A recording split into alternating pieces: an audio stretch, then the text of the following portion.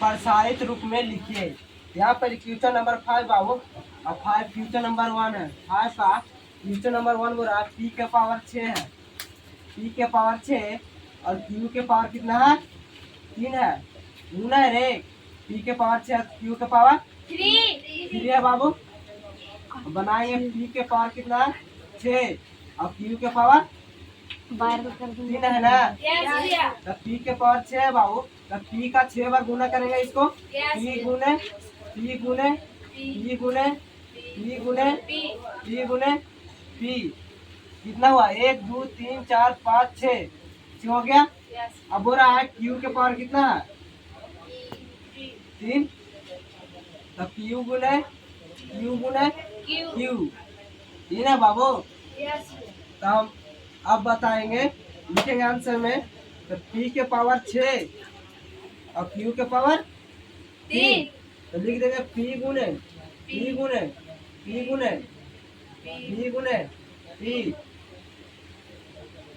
P और फिर गुना क्या करेंगे? क्यू गुना क्यू।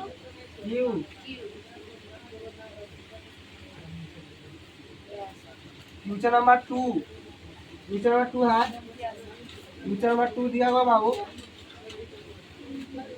7 m के पावर 4 7 m के पावर 4 और m के पावर 2 है बाबू।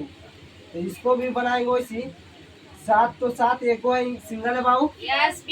तो 7 तो m के पावर कितना है?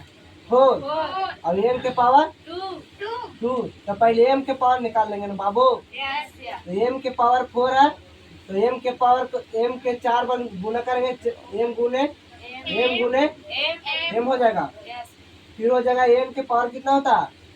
2। तो m के कितना बार गुना करेंगे? 2 बार।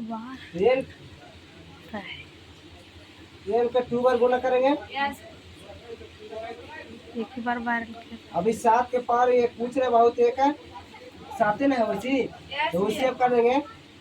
पूछे 7 के पावर m के पावर 4 m के पावर 2 तो 7 वैसे लिख देंगे। गुना m के पावर कितना है? 3 है बाबू। 4 ना m के पावर। और m के पावर कितना है? 4 के पावर 2। अब क्वेश्चन नंबर 3 को बढ़ेंगे बाबू। t के पावर 3 और s के पावर 6 है। t के पावर 3 है बाबू और s के पावर 6 है ना। तो t के पहले निकालेंगे बाबू। t के पावर 3 तो t के पावर 3 t गुना t। अब निकाल देंगे s के पावर 6 तो s गुना s। अब लिखेंगे बाबू फिर t के पावर 3 और 5 के पावर 6 ना।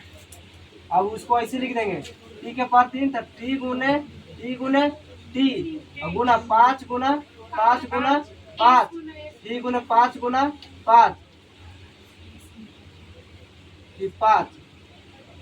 इसका आंसर इतना आएगा।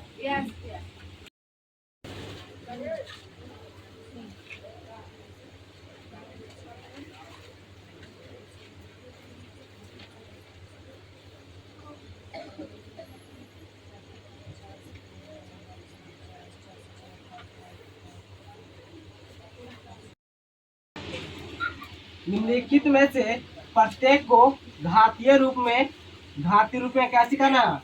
व्यक्त करना है बाबू। निम्नलिखित में से प्रत्येक को घातीय रूप में व्यक्त करना। अब चलेंगे बाबू क्वेश्चन नंबर 6 का 1 की तरफ। क्वेश्चन नंबर 6 के 1 की तरफ बोल रहा है 2 गुना 2 अब कितना?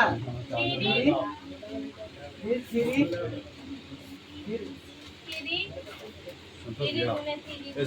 गुना 3 और फिर गुना 3 फिर कितना है बाबू? एक का हुआ 2 गो है बाबू। अभी का हुआ 3 गो भी बाबू। अब इसका आंसर लिखना है डायरेक्ट। 2 का हुआ बाबू। तो 2 के पावर 2 हो जाएगा गुना और 3 का गो है 5 गो है बाबू। तो 3 के पावर 5 हो जाएगा गुना एक का गो है 2 गो। तो 1 के पावर 2 हो जाएगा गुना b का गो है b के पावर का होगा 3 गो। Question number 2। आप क्वेश्चन नंबर 2 बनाएंगे बाबू। 2 बनाएंगे। p का गो बाबू p 3 गो है और q कितना है 5 गो। तो p 3 गो लिखेंगे p गुना p और गुना q गुना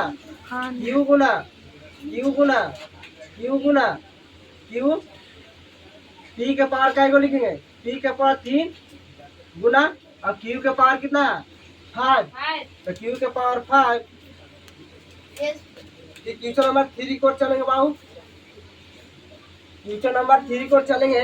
लिखा हुआ है 7 गुना 7 कितना बार लिखेंगे 3 बार लिखेंगे। 7 3 बार लिखेंगे। n भी 3 बार लिखेंगे। 7 गुना n गुना n। अब बनाएंगे बाबू।